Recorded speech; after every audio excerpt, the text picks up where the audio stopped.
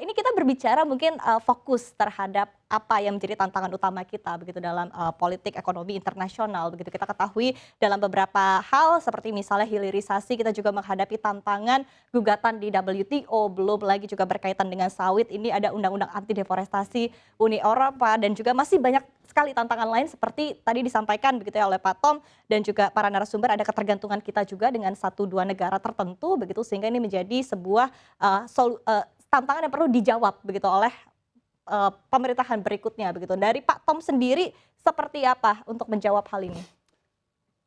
Jadi hal seperti kebijakan iklim, ya, mengurangi emisi karbon, itu sudah menjadi konsensus di seluruh dunia, ya kan?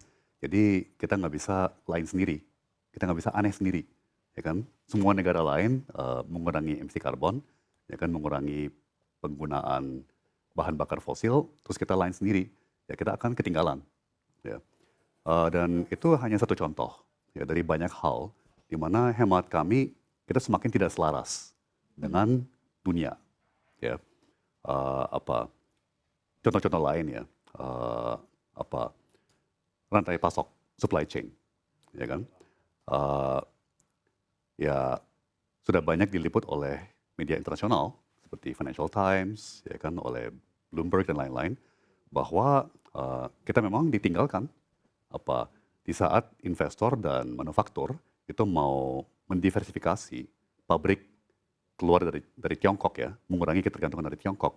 Mereka banyak kan larinya ke Vietnam, banyak kan larinya ke bahkan Malaysia, eh, Thailand, dan bahkan Singapura. Ya. Jadi kenapa? Ya, karena kita ngotot dengan banyak hal yang sudah tidak selaras dengan konsensus regional maupun konsensus global. Ya. Dan apa ya, yang lucu, kita nih terlalu apa ya, eh, kurang kurang berkelas, kurang global dalam mental kita. Ya, Mhm, kita pikir bahwa apa mendatangkan investasi itu hanya masalah ngelobi.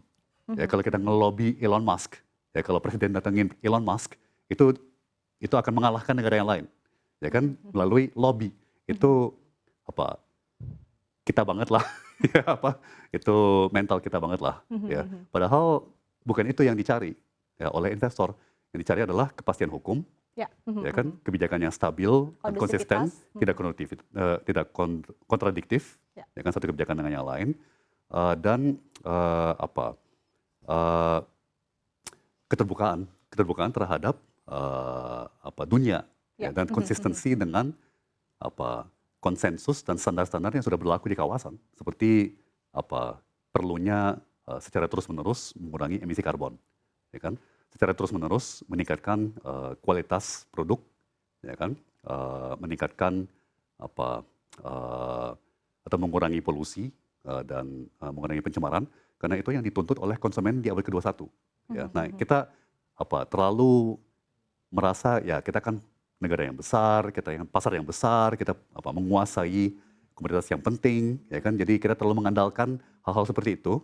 Ya, Ya, sementara negara lain benar-benar ngurus pengurangan emisi karbon, ya benar-benar ngurus peningkatan kondisi kerja pekerja, mhm, ya mhm, kan, mhm. worker safety, Ya, ya kan, terus-menerus memperketat aturan terkait polusi, ya, pencemaran lingkungan, mhm, mhm. sehingga dengan sendirinya nasabah di seluruh dunia lebih lebih memilih Oke, produk mhm. dari negara seperti itu. Oke, baik, baik. Berarti memang kuncinya tadi apa yang disampaikan oleh Pak Tom ini adalah kita jangan terlalu jumawa begitu di kacamata internasional, tapi lebih ke real action-nya apa yang bisa kita lakukan begitu ya Pak untuk, memperbaiki dan juga meningkatkan kualitas kita di kacamata internasional begitu. Nah kemudian dari Pak Mulya sendiri seperti apa? Tadi menjawab mungkin tantangan yang dihadapi oleh saat ini begitu kita ketahui ada problem-problem juga yang tengah kita hadapi dan ini juga perlu, langkah strategik tentunya ya dari pemerintah ke depannya untuk menghadapi hal ini. Seperti apa Pak Mulya? Ya, Mbak Iva, dalam hal hubungan geopolitik, kita juga harus bisa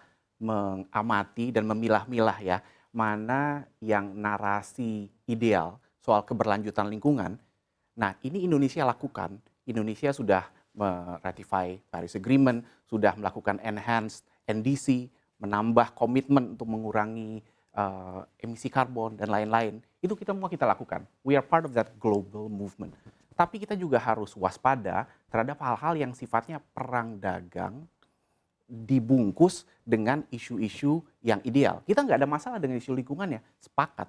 Tapi ketika sebuah produk yang kita miliki yang sangat kompetitif di dunia internasional, itu kemudian diutak-atik, dicari deforestation dan lain-lain, kita juga harus bisa berdiri tegas dalam artian mencari, oke, kita akan lindungi hutannya, tapi produk kita harus bisa masuk ke sana. Kalau kita bisa buktikan bahwa kita melakukan itu semua, ya harus bisa masuk. Jangan karena kalah kompetitif, lalu kemudian kita ditahan. Ini kan ya mana kompetisi antar negara yang sehatnya di situ. Baik, baik. Ini menarik ya, karena cukup berbeda. Kalau dari Pak Tom tadi seperti apa dari kacamata eksternal melihat ke kita, tapi kalau dari Pak Mulya kebalikan begitu, seperti apa kita melihat secara politik eksternal begitu ya, apa yang terjadi di luar sana begitu. Nah, Pak Sunarsieb sendiri seperti apa? Punya tanggapan tersendiri berkaitan tadi dengan tantangan dan mungkin secara strategik apa yang harus kita lakukan? Jadi begini, belajar dari 3 tahun terakhir, di mana ada COVID, kemudian ada perang geopolitik segala macam, sebenarnya kita bisa simpulkan kalau kita dari sisi internal sebenarnya kita lumayan cukup punya apa namanya tameng ya, kira-kira begitu, tameng untuk bisa menjaga impact dari berbagai faktor eksternal tersebut. Makanya saya tadi di awal sangat mengapresiasi apa yang sudah dibikin oleh pemerintah di Kementerian Keuangan, di fiskalnya, di Bank Indonesia, di moneternya, terutama di makroprudensialnya ya, walaupun mungkin dari sisi moneternya kita agak kurang puas juga karena tingginya tingkat suku bunga ya, 6% sekarang gitu, yang kemudian menghambat pertumbuhan ekonomi ya, dan itu menghambat karena efek dari itu menghambat laju pertumbuhan kredit dan lain-lain. Tetapi kita apresiasi itu ya, dan faktanya ya, di tengah kondisi ekonomi global yang begitu penuh ketidakpastian, ada konflik segala macam, kita masih bisa tumbuh 5%. Ya. Kemudian kalau ekspor dibilang turun sebenarnya hanya nilai sebenarnya, Pak Anggito. Karena saya cek datanya, di volume ekspor kita itu naik. Ya, pertumbuhannya, volumenya naik. Jadi kita, dan faktanya memang kita bisa lihat fiskal kita, apa yang dikerjakan oleh teman-teman di Kementerian Keuangan, realisasinya sampai akhir tahun itu itu cukup bagus, realisasinya sudah di atas 100% semua. Kita apresiasi semua itu ya, termasuk dari otoritas-otoritas itu. Jadi ini modal sebenarnya. Maka saya katakan tadi ini modal gitu ya. Ini modal kita untuk stabilitas kita sudah punya, tinggal bagaimana kita menggerakkan elemen reformasi di sektor strukturalnya, di mana yang saya katakan tadi, memperkuat industrialisasi dan lain-lain. Dan tidak hanya itu, saya juga mengapresiasi ya kebijakan dari sektoral ekonominya, regulator sektor seperti Kementerian SDM ya. Kita sangat mengapresiasi itu. Misalnya contoh ya, coba bayangkan kalau misalnya Kementerian SDM tidak menerapkan kebijakan ceiling price untuk batu bara. Ya. Batu bara $70 per ton untuk listrik. Ya. Coba bayangkan kalau misalnya Kementerian SDM tidak menerapkan kebijakan ceiling price untuk gas $6 per MMBTU untuk industri. Itu kalau itu harga energi itu dilus, impact-nya ke inflasi. Jadi inflasi yang kita peroleh hari ini sebenarnya itu kombinasi dari seluruh elemen pemerintahan dan otoritas ekonomi kita. Makanya itu kami mengapresiasi itu. Ya. Ini modal ya. Jadi ini modal. Makanya saya bilang ini modal. Kalau 2024 rasanya saya punya optimisme bahwa kita masih bisa bertahan untuk tumbuh 5%-an. Tetapi dengan modal ini nanti kita bisa bergerak nanti di 2025, kita bisa mendorong ekonomi kita bisa menjadi lebih tumbuh lagi. Karena kita sudah punya modal semuanya nih, infrastruktur sudah dibangun. Ada report salah satu media bahwa infrastruktur tidak punya impact kepada ekonomi. Memang itu impact-nya jangka panjang. Ya, makanya itulah yang saya katakan kita punya visi ke depan, mengoptimalkan infrastruktur, mengoptimalkan landasan struktural yang sudah disiapin ini. Bahasa saya itu monetisasi infrastruktur. Ya. Bahasa saya itu monetisasi infrastruktur. Ini timingnya, ini waktunya ke depan itu. Makanya saya bilang kalau boleh dibilang, kalau Pak Jokowi itu meletakkan dasar-dasarnya, kalau Pak Ganjar itu adalah Jokowi 3.0. Ya, itu seperti itu. Karena kita memang mau menggaspol itu, menggerakkan itu nanti ditambah lagi dengan profil Pak Mahfud MD yang ya kita semua tahu beliau itu adalah anti corruption, fokus di clean governance, dan itu yang akan nanti menjadi yang dibutuhkan untuk pengembangan investasi tadi. Karena tadi seperti saya ke Pak Limbong tadi, kita itu butuh reputasi loh. Nah, reputasi itu kan tercermin dari siapa pemimpinnya, kapabilitasnya seperti apa, kira-kira begitu. Nah, itu ada di kira-kira di kedua calon pasangan kami itu. Kira-kira gitu, Mbak. Baik, jadi memang yang di-highlight dari sisi penegakan hukumnya seperti apa begitu ya Pak Sunarsip. Nah, kembali kita ke Pak Anggito. Pak Anggito, apa yang menjadi pertanyaan Anda Bapak untuk para narasumber kita hari ini? Saya tadi mengecek ke World Economic Outlook ya, 2023, 2024, 2025, baik itu dari sisi